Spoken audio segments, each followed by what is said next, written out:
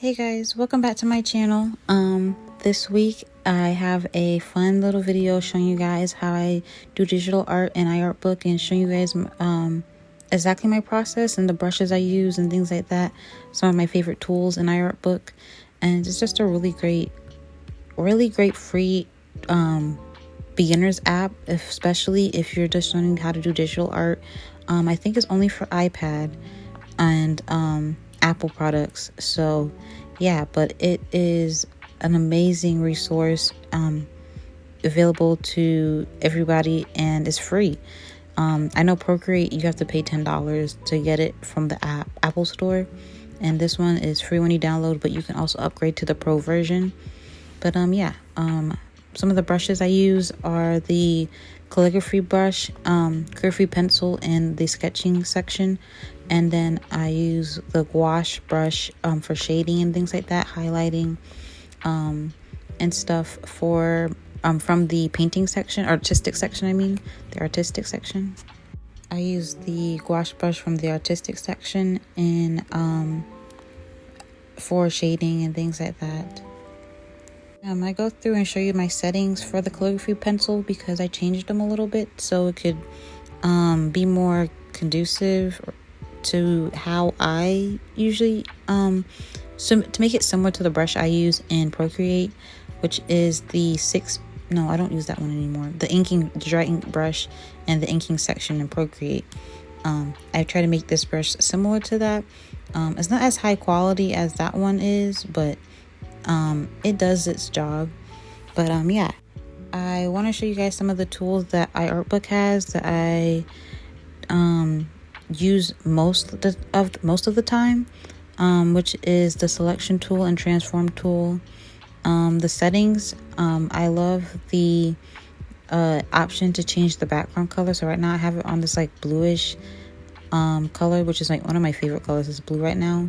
And you could change it from dark mode to white mode to gray mode to black mode if you just want like something standard. You could change a bunch of different customizable things for the interface and just make it, easy for you and stuff like that. I really like the settings here. I feel like the settings is a lot more customizable than Procreate is. Their effects section is not as big as Procreate, but it gives you the basics like blurring things, sharpening things, inverting things, changing color and stuff like that. So you get the basics for the effects in iArtbook, especially with the free version.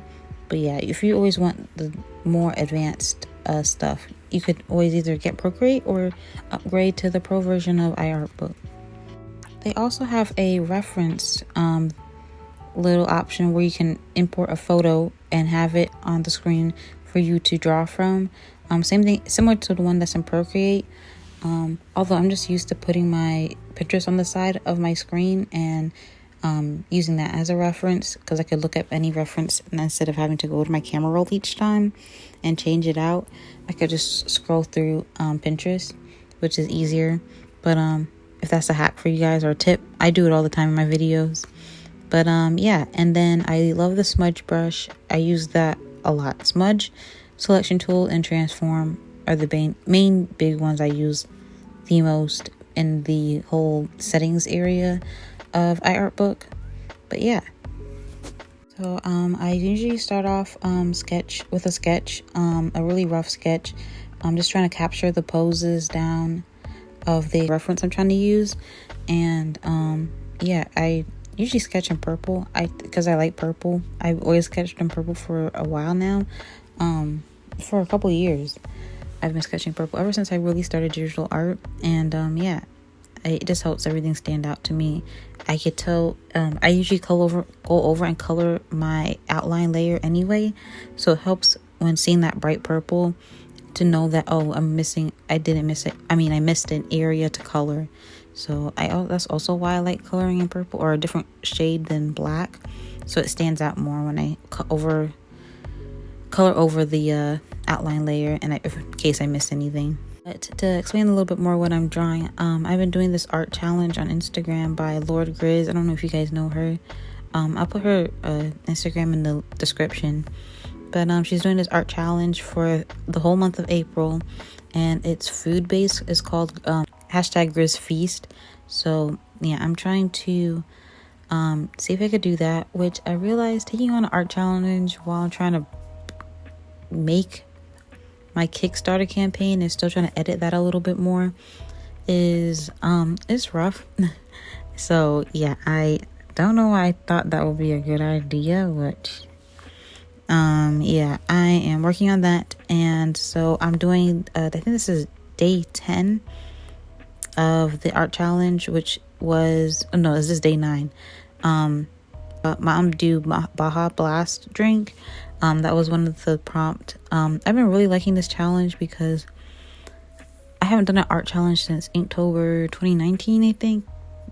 Yeah, so I haven't drawn like every day like that since that art challenge. So it's been a test, and it's also been fun because I get to draw these food characters. I've never drawn a food character before. Same thing with Inktober. I never drawn scary things before, so that's why I had such fun drawing it and trying it out. But yeah, I am currently on day 9. I don't know if I'm gonna do day 10 because it's a jelly cake, and I don't know what a jelly cake is. I mean, I looked it up and I'm like, I can skip one day. So yeah, I'm planning on skipping today's yesterday. I'm a day behind technically on these drawings, but yeah, I'm just gonna skip and just catch up. And I think the next one is ramen to do. So yeah, but yeah, I'm just gonna continue sketching her. I like how she turned out. She I did her holding a Baja Blast, but the slushy kind from Taco Bell. When Mountain Dew had that little partnership with Taco Bell with the Baja Blast slushies. And then I did her with a dress showing like a wave and stuff like that, because that's what I think of when I think of Baja Blast. I don't know if I think of just water, because it's also that seafoam green kind of color, but turquoise kind of thing. So yeah, after I finish my sketch layer, I tend to go in with a second layer, and I lower the opacity on my sketch layer, and I go over that with the final outline, still in purple, still using the calligraphy pencil. And yeah, next is the base color I do for everything. I still use the calligraphy pencil. I have this like sketchy kind of style to my art, so I like that kind of pencil look. But it's also refined because I do like a semi-realistic style, so I like that contrast. And so yeah, I still use the calligraphy pencil. I usually always color skin and then hair and then clothes and then the eyes last, so I can base the eyes on everything else so they pop a little bit more. That's usually what I like to do. And so yeah,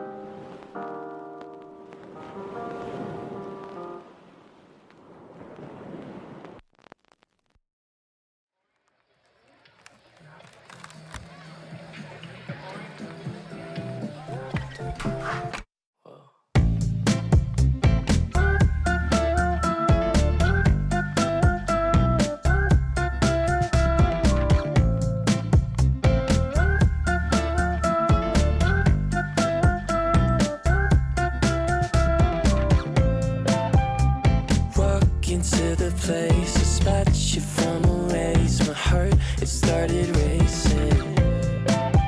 The crowd across the way, the flowers on your face, and then I'm from the 80s. Someone keeps blocking my way. I can't feel farther away.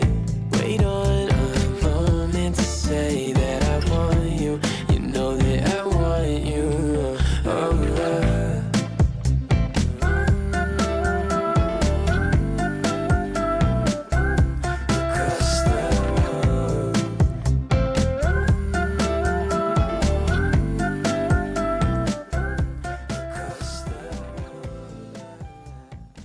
Okay, so now this is the part I was talking about with you guys about how I like to color my outlines.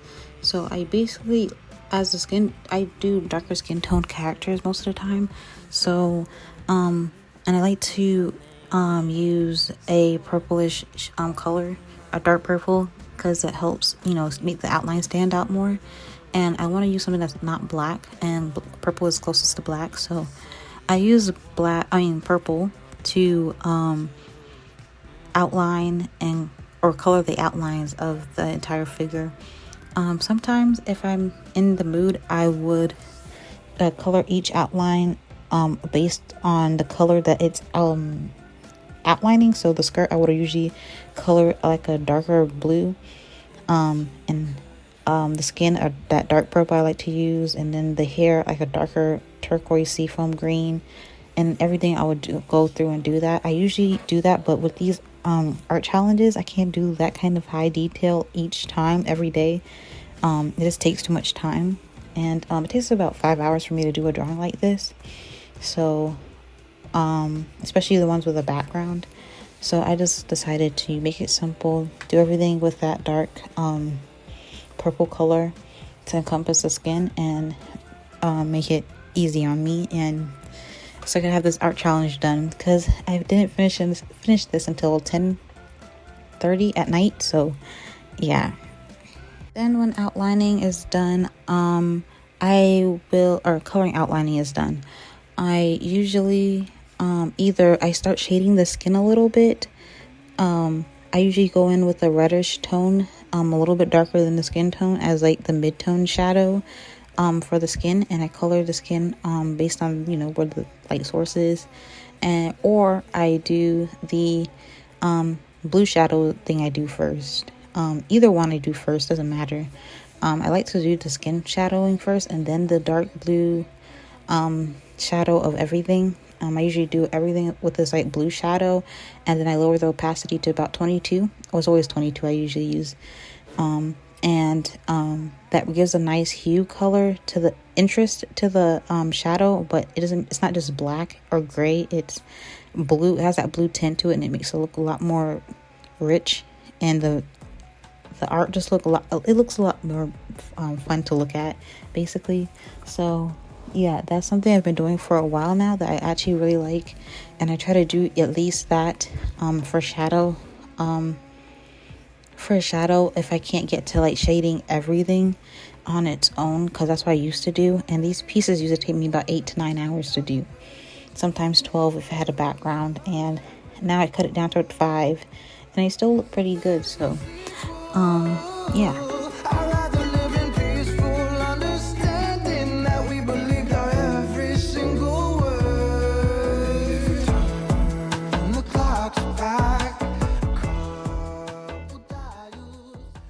Now I am giving my characters a little bit of blush or redness to the skin tone to make them feel more lifelike.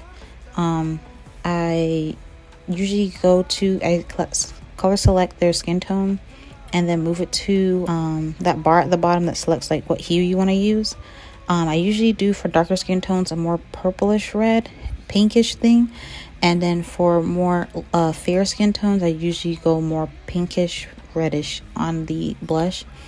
But yeah, go with the same gouache brush, and I go over the cheeks, the nose, the top of the lip, the ears, the tip of the ears at the top, around the forehead, the shoulder, where the shoulder's like hitting the sun, I usually do that. Anywhere that complements where the skin tone, the light source is going to be hitting the skin tone.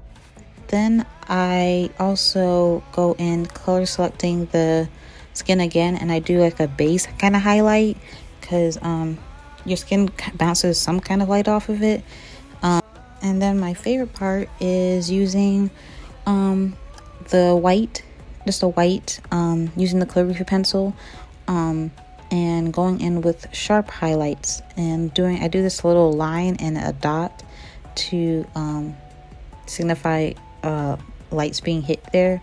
But yeah, after all that, I just add a quick little radial gradient in the back from like this like lightish blue to like a more turquoise blue, and I add a little bit of a darker turquoise blue, I guess, on the edges of the drawing, just to make that contrast go a little harder, and really make you focus on her.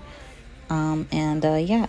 Oh yeah, I did forget to draw the actual Baja Blast plushie, so I had to go in at the end and draw that in her hand, but that was pretty easy. That was it basically.